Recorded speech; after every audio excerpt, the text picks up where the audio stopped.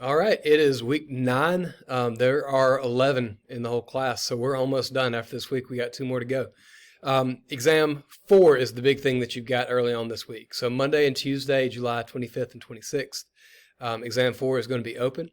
Now that's on chapters 9, 10, 11, and 12. So 9 was the cell cycle and mitosis. 10 was meiosis, 11 was genetics, and 12 was called molecular biology of the gene, but that's where we talked about DNA. All right, so just study, prepare for those. Let me know if you have any questions. If you're studying before you take the test and you come across a question, if it's during office hours, feel free to call me and I'll be glad to help.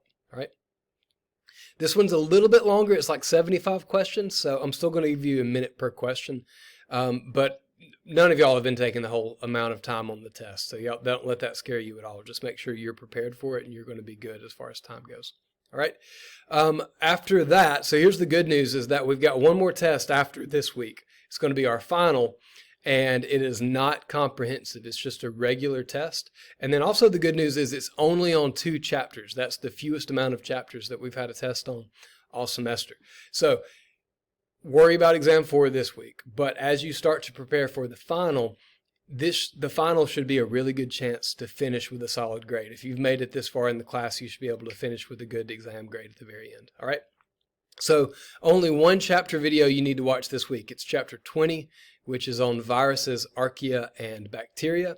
So just make sure you take notes, watch the videos. Let me know if you have any questions about the material, and I'll be glad to help. And then you've got a review quiz, which is going to be due this Sunday, July 31st. Okay.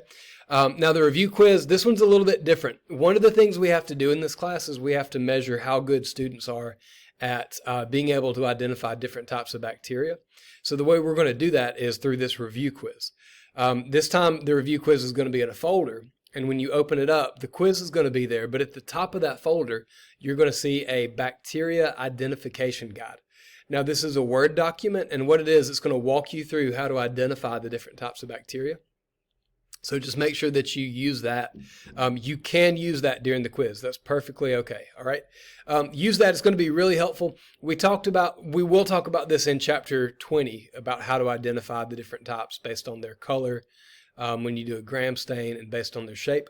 But if you'll have that Word document with you, or if you'll have it open on your computer, it's going to walk you through the steps of how to identify the different types. So use that, and that should be an easy 5 out of 5 on that quiz as long as you follow those steps.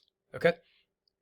All right, a couple more things real quick. You've got a discussion board on genetics. So this goes with the exam 4 that we're taking. Genetics was one of those topics. There are some genetic disorders that are passed from parent to offspring through mitochondrial DNA.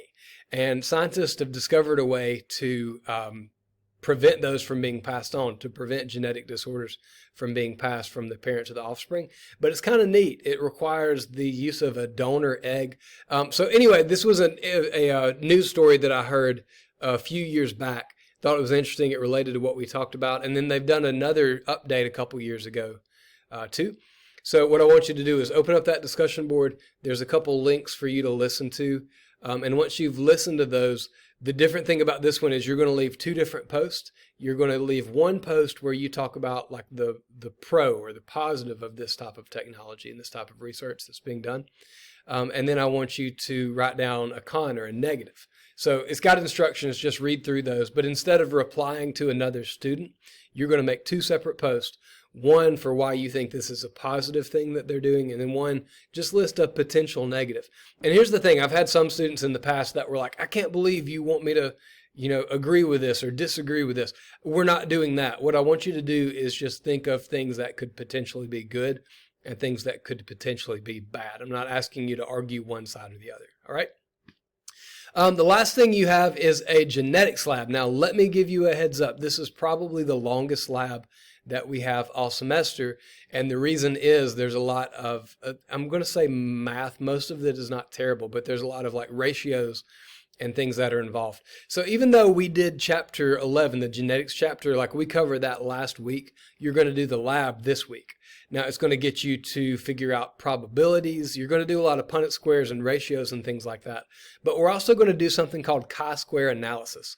And this is math, and it might be a little bit more advanced math than what you're used to, but don't let that scare you. In SI Cloud, in that website, I'm able to add videos. So if you will click through the instructions on SI Cloud, I've embedded some videos that work through sample problems that show you how to go through and do these, okay? Anyway, it does take a little bit more time than usual, so just make sure to set aside enough time to complete that. Don't wait until Sunday night right before it's due, okay? It says it's an estimated 4 hours to complete this. I think it actually says 3.5, but if you will give yourself 4 hours, that'll be plenty of time. And then here's the good news. This is your last required lab. So you can earn a good break after this one, okay? Okay, last couple things. I'm rambling a little bit. The last day to withdraw from summer classes is next Tuesday, August the 2nd. So do as well as you can on exam 4. Study, prepare for that, knock that out of the park. And then once I've got that exam 4 graded, look at your grade book and see what your average is. And if it's not where it needs to be, if you will get in touch with me, send me an email or call me during my office hours, I'll be glad to look up your average and I can give you an idea of like what you're going to need to make to finish with whatever grade you're shooting for. All right. If you're doing great, keep doing what you're doing. If you're not where you need to be, let me know as soon as we get exam 4 out of the way, and we can talk through and look at what scores you're going to have to make to bring your grade up to where you need it to be. All right. Lastly, the comprehensive makeup exam. So this is an exam if you have missed another exam earlier in the semester. Now, if you've missed one, most of you have been contacting me and let me know what the issue was. So we've set up a makeup exam at the end of the semester. It's the end, so that's what we're going to do. It's going to be next Monday and Tuesday, so August 1st and 2nd.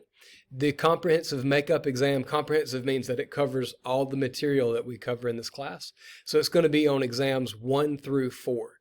That's a lot to prepare for. I know that sounds intimidating, but I've given this exam literally at least 100 times in the past, and students typically make about the same on the makeup as they did on the other regular exams. So don't let that scare you, the fact that it says it's comprehensive. It's more to prepare for, but it's not necessarily more difficult or more thorough or harder or anything like that.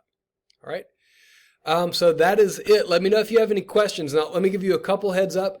Next week, I'm going to have an end of semester survey, and it'll be a chance to earn a few bonus points just for giving me some feedback about this class, what worked and what didn't. And then another thing you can do if you're trying to finish strong, I sent an announcement last week, but there is a optional bonus lab that you can do. It's the very last one listed in SI Cloud. So go back and look at that announcement, and it has more details on that. You don't have to do this, but if you want to complete that last lab, it's going to be worth up to 20 bonus points if you get everything correct. So take advantage of that. That's a really good grade boost that you can get right at the end of the semester. All right. Let me know if you have any questions. Thanks.